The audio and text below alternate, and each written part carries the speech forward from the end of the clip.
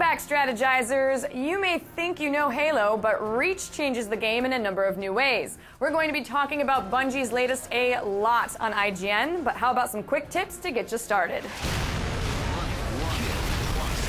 Halo Reach introduces a bunch of new toys and gadgets called armor abilities. People who've played the beta should already know and love them, but noobs may be a little daunted.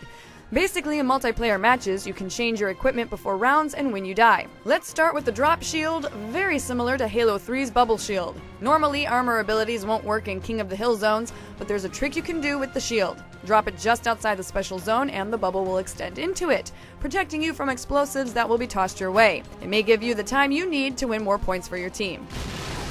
Moving on, let's talk about holograms. Obviously, you can send these mindless minions past corners where someone might be hiding. Oftentimes, the enemy will run out to meet the hologram, leaving them open to attack. If you want to be extra sneaky, point straight down and have the hologram stand still, and then start running. People will think that you are the hologram, leave you alone, and attack the actual hologram by mistake. It pays to use mind games. Next up is the jetpack, my personal favorite. Take to the friendly skies if you get overwhelmed and hover outside playable areas of the maps. Computer-controlled bad guys will often stop shooting at you, and human players may not expect it at all. You can only stay out there for a short amount of time, but it might be enough to catch your breath. Also remember that you can still shoot while you're in one of these areas. In the Countdown map, it's very easy to jetpack up and rain rockets down on people. Finally, sprinting is great for capture the flag even if you can't sprint while holding the flag. Just throw the flag out, run over to it, throw it again, and repeat. It looks funny, but you can get some speed this way. Flag stolen.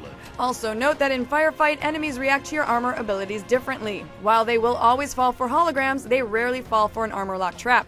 Because of this, armor lock is probably not the best choice for Firefight. Okay, that's all for now. As I said before, this is just a primer, but we're going to be talking about Reach in great detail in the coming weeks, so stay tuned to IGN.com. Also, be sure to follow our Twitter at IGN if you have any comments or suggestions. I'm Jessica Chobot, and we'll see you here next time on Strategize.